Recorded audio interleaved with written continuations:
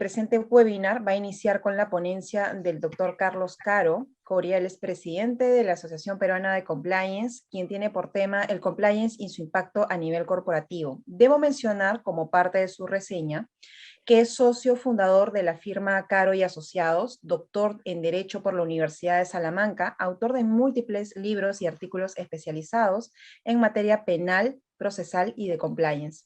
Invitamos al doctor Caro a iniciar su presentación. Muchísimas gracias, Añanela. Quiero agradecer en primer término a BAS, ¿no? Colegas, amigos con los que venimos impulsando desde hace varios años el desarrollo del compliance y las mejores prácticas corporativas, y en especial a César Venegas, ¿no? Que siempre tiene la delicadeza de invitarme a los eventos que organizan.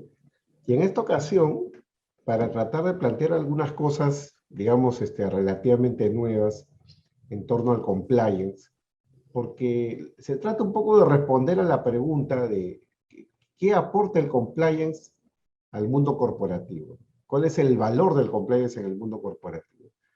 Y yo creo que ahí la respuesta pasa no por la teoría del miedo, la teoría del susto, de andar diciendo de que el compliance es un escudo, un paraguas para evitar sanciones, o reducir las sanciones que te pueden imponer. Yo creo que en verdad el valor del compliance va mucho más allá, ¿no? Y de eso voy a hablar muy rápidamente y voy a compartir una breve presentación con la venia de los organizadores. Ahí se puede ver lo que estoy presentando, por favor. ¿Se puede ver? ¿Me pueden confirmar? Sí, sí veo su pantalla. Muy Ahora sí. rápidamente, ¿no? Gracias.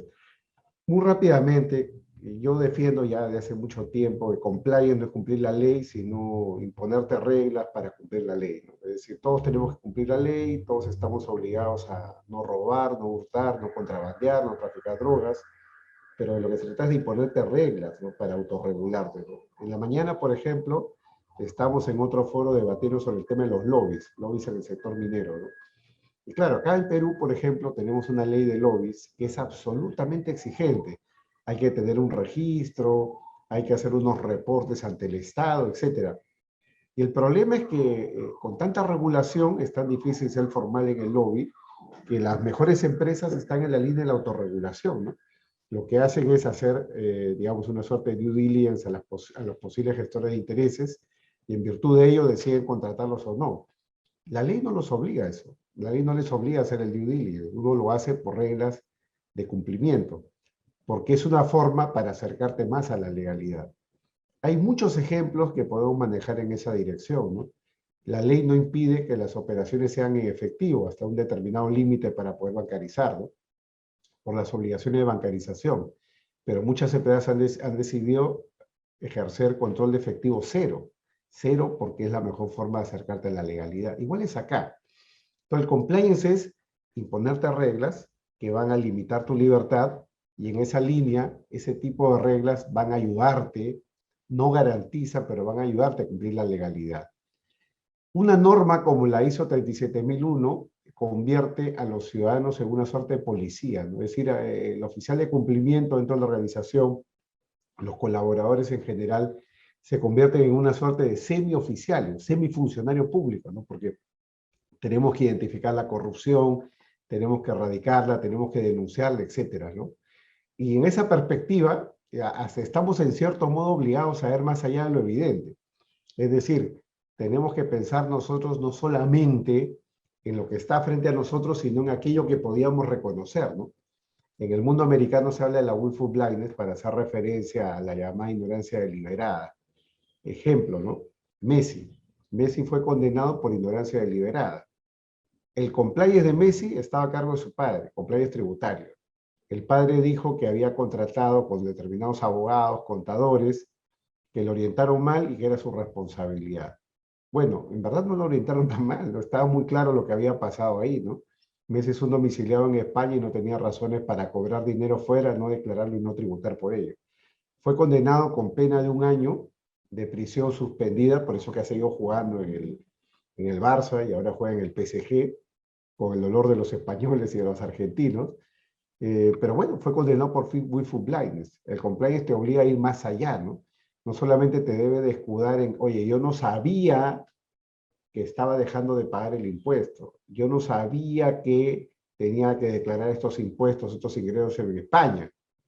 El tribunal le dice, usted tenía que saber, o sea, no es que no sabía, puede ser que supiera o no, en verdad eso no me interesa, no tengo una máquina del tiempo para saber si usted realmente sabía o no, pero lo que yo sí sé es que usted tenía la obligación de saber, y así pasa en las empresas. Los gerentes, gerentes de finanzas, contadores, gerentes generales, tienen un deber de conocimiento, claro, no de todo, uno no tiene que saber todo y por todo, pero uno debe de conocer las cuestiones básicas de su ámbito de competencia. Entonces, por ejemplo, un caso vinculado al mundo de la construcción. Un contador declara y dice, bueno, yo firmé ese cheque para pagar una factura por un servicio. Y luego le preguntaron, oiga, ¿y ese servicio realmente existió? Bueno, yo no sé, yo vi que el papel, la factura reunía todas las características y condiciones que dice la ley que debe reunir una factura, pero yo no sé si hubo servicio o no. Oiga, usted pudo saber que no hubo servicio. Y de hecho, la imputación penal es porque en ese caso esa factura era una factura de favor, no había servicio detrás. Según la fiscalía, el pago de esa factura estaba encubriendo una coima, ¿no?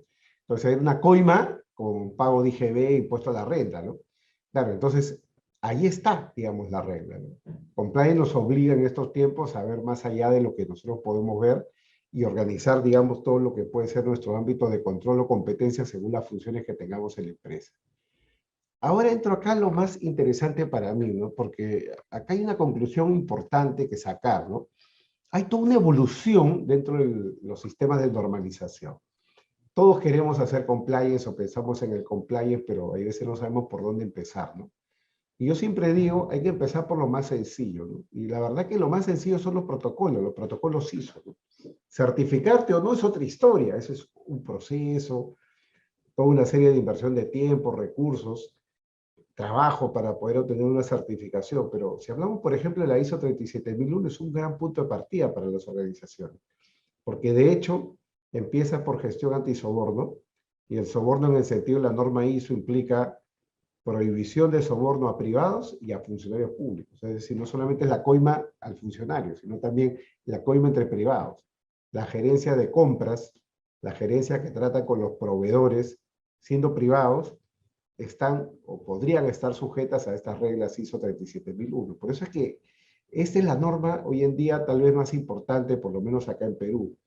Hace 2 semanas salió el SARBI 2020 del sistema ISO. El SARBI es como un informe que hace cada año el sistema ISO y da cuenta de cuántas certificaciones ISO hay en el mundo, ¿no? Es decir, cuántas han obtenido determinados países, determinadas regiones a lo largo del 2020 en este caso. Y hay un dato súper curioso e interesante. El Perú está en el segundo lugar de países con más certificación ISO del mundo. El primero es Italia. Italia tiene 700 y tantas certificaciones ISO desde la existencia de esta norma, que es del año 2016, pero es el segundo, que tiene 300 y tantos, un poco menos de la mitad, ¿no?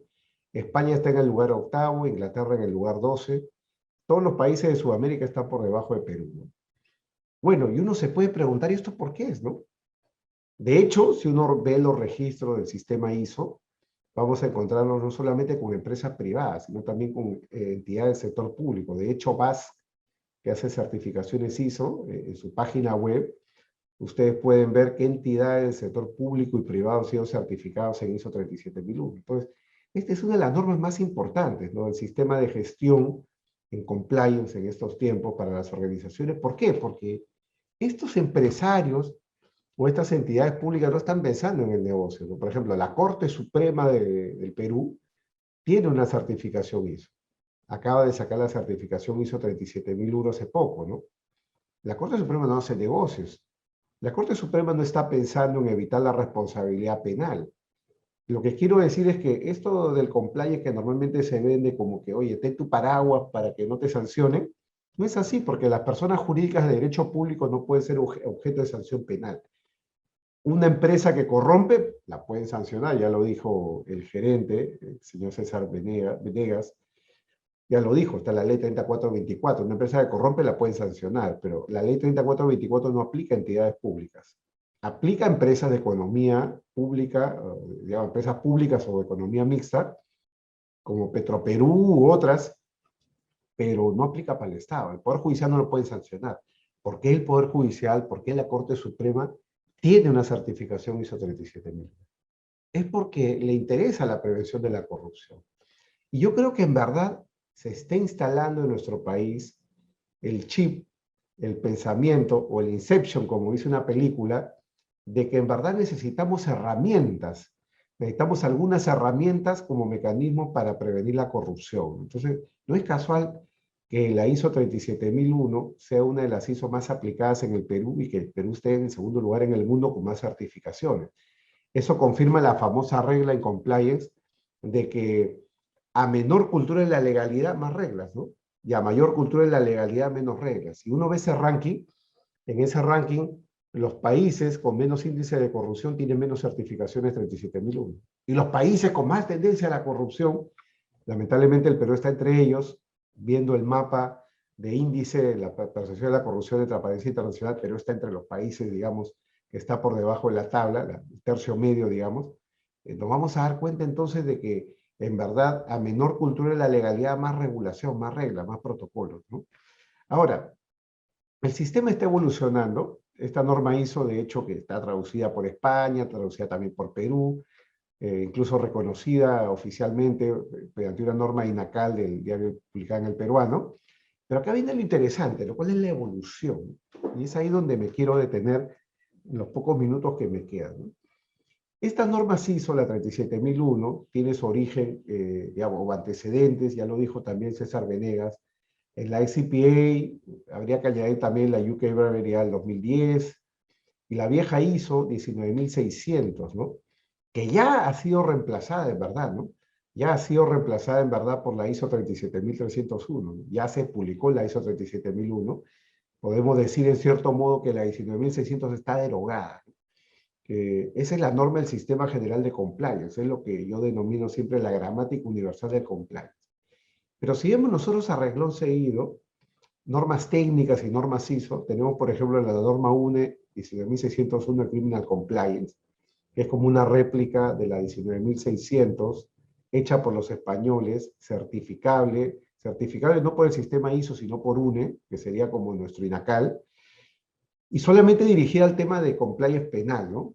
Luego está la UNE 19602 de compliance tributario, y luego empiezan las ISO, y vean ustedes la evolución, ¿no? El año pasado se publica la ISO 31022, ¿no? De Legal Risk Management, de manejo de riesgo legal o administración del riesgo legal, ¿no?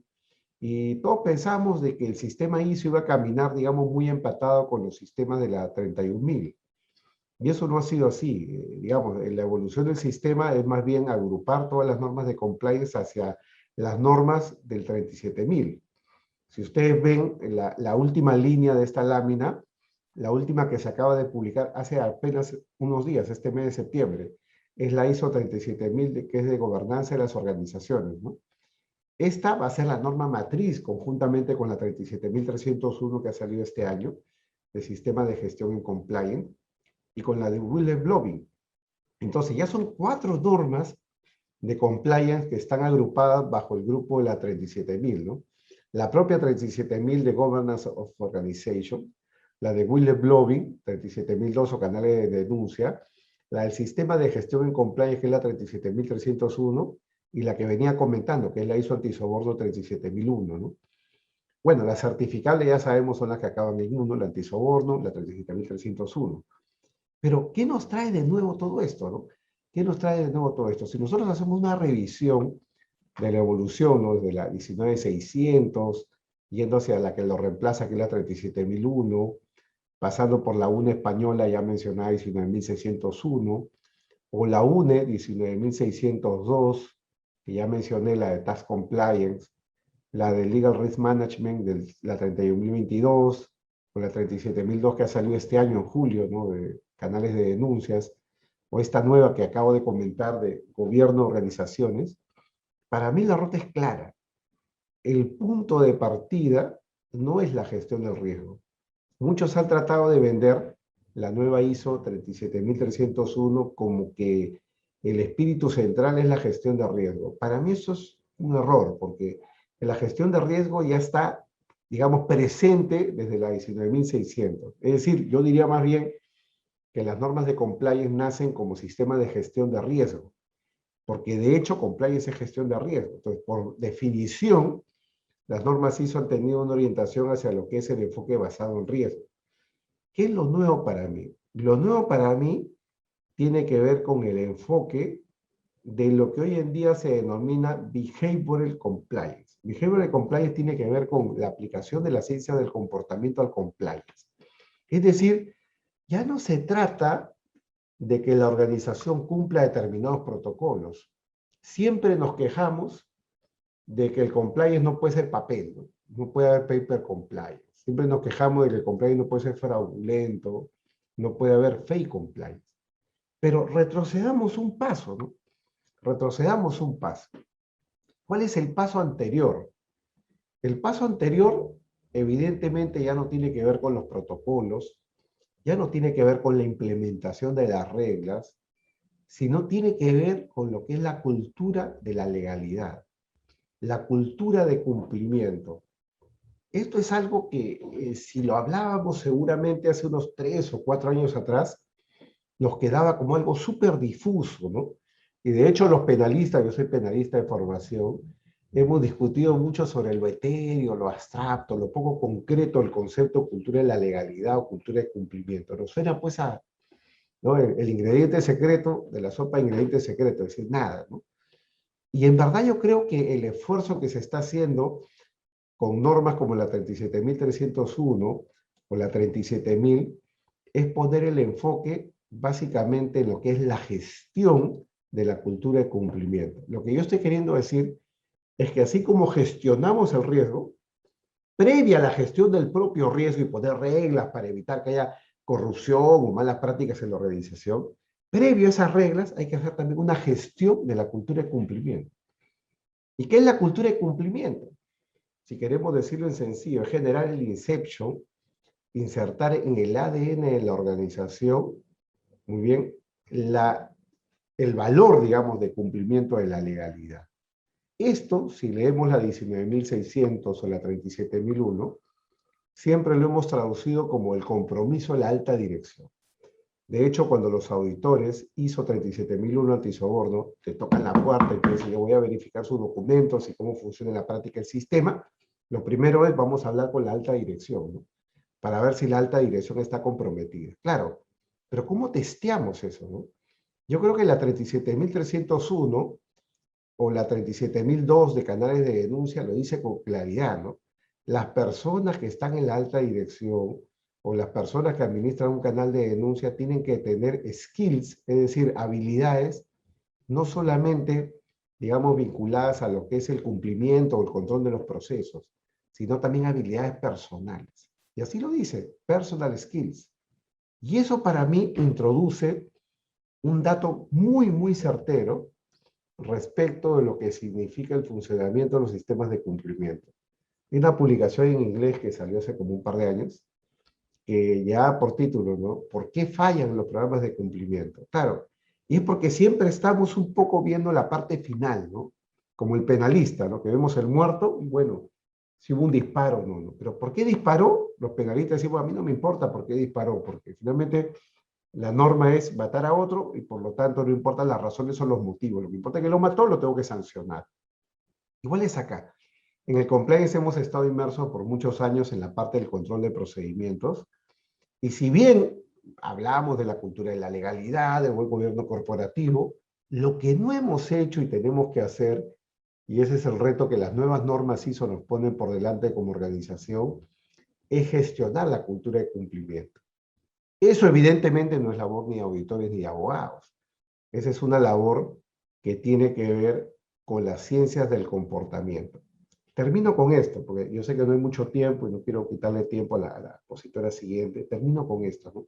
Hay todo un desarrollo hoy en día, digamos, esto viene de los últimos 3 o 4 años, que se llama Behavioral Compliance, como decía hace un momento, ciencias del comportamiento aplicadas al compliance, ¿no? Y yo creo que su valor es altísimo en la medida que contribuye al fortalecimiento del compliance, porque implica ir a ese paso anterior. ¿Por qué fallan los programas de cumplimiento?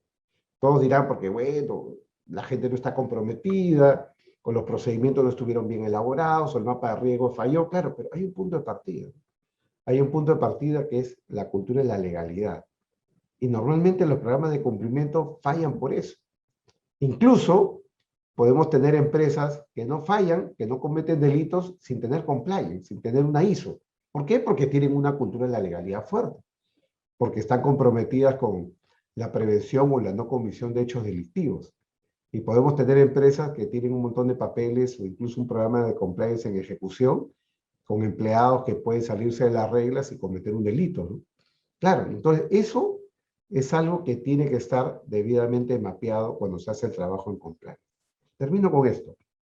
Entonces, ¿cuál es el valor del compliance para una corporación? Si yo tuviera un empresario enfrente, ¿no? Y el empresario me dijera, mira, vamos a aplicar el test del elevator pitch, ¿no? Este es un test, es como un juego, ¿no? El juego del elevator pitch es, oye, imagínate que tú subes a un ascensor que va a subir al piso 20, ¿no? Y tienes esos pocos segundos para convencer a alguien de lo que tú le quieres vender. Que te contrate como trabajador, en planilla o cuarta categoría, y tienes 15 segundos o 20 segundos. ¿Qué le vas a decir? ¿Cómo le vas a vender? ¿Cómo le vas a decir, cómprame esto? El elevator pitch, el discurso del elevador. Bueno, ¿qué tendrías tú que decirle, no? Al empresario. El empresario ve un tema numerológico. El empresario piensa en, oye, esta es una inversión, esto cuesta, el compliance no es gratis, ¿qué voy a ganar a cambio, no? Bueno, puede ganar muchas cosas, ¿no? Ya sin pensar en lo que ya descartaba en este diálogo, que es el tema, digamos, de evitar sanciones o reducirlas. Eso es claro, eso es el momento de la guerra, es el momento de la batalla, ¿no? Pero de aquí a que llegue la guerra, la batalla, el delito o el crimen, puede pasar mucho tiempo y yo sigo gastando en un sistema de cumplimiento. Un sistema de cumplimiento otorga valor a la organización, genera mejores relaciones comerciales. Hoy en día, con la expansión del compliance en el Perú, y Perú está segundo en la tabla, ya he mencionado, de ISO 37001, la expansión genera que ya prácticamente, por lo menos en los mercados, digamos, más exigentes, con mejores prácticas, todos los proveedores tienen que tener compliance prácticamente. Cuando contratan a un proveedor, a un abogado, a un prestador de servicios, las grandes empresas te mandan una tabla de información, ¿no? Diga usted si tiene canal de denuncia, diga usted si tiene código de conducta, diga usted si cumple una serie de procedimientos todos vinculados al compliance. Es decir, el mercado está entrando en un proceso de sofisticación donde en los próximos años no va a ser raro que una exigencia para poder prestar servicios, por lo menos a las empresas más importantes, esté de la mano con tener o no un sistema de cumplimiento. Y lo mismo con el Estado, porque el Estado, que tiene muchas certificaciones ISO 37001, ya viene tomando en consideración si una empresa privada tiene una ISO o tiene un programa de cumplimiento al momento de competir. El Estado prefiere contratar con una que tiene un programa de cumplimiento con una que no lo tiene.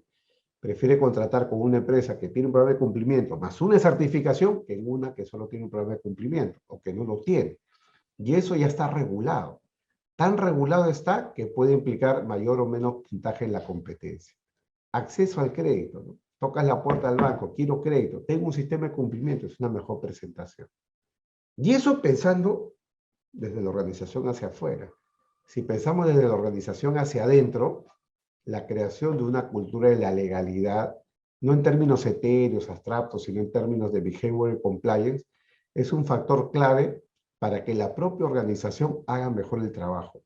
Así como hay áreas de recursos humanos, pensando en que los trabajadores tienen que estar comprometidos con los objetivos de la empresa y viceversa, la empresa comprometido con los planes personales del colaborador, igual es el compliance, es un mecanismo de refuerzo para que la propia organización y sus colaboradores caminen en la misma dirección que es la cultura de la legalidad. Muchas gracias y quedo atento a las preguntas en el momento que corresponda. Muchas gracias, doctor Caro, por tan importante presentación.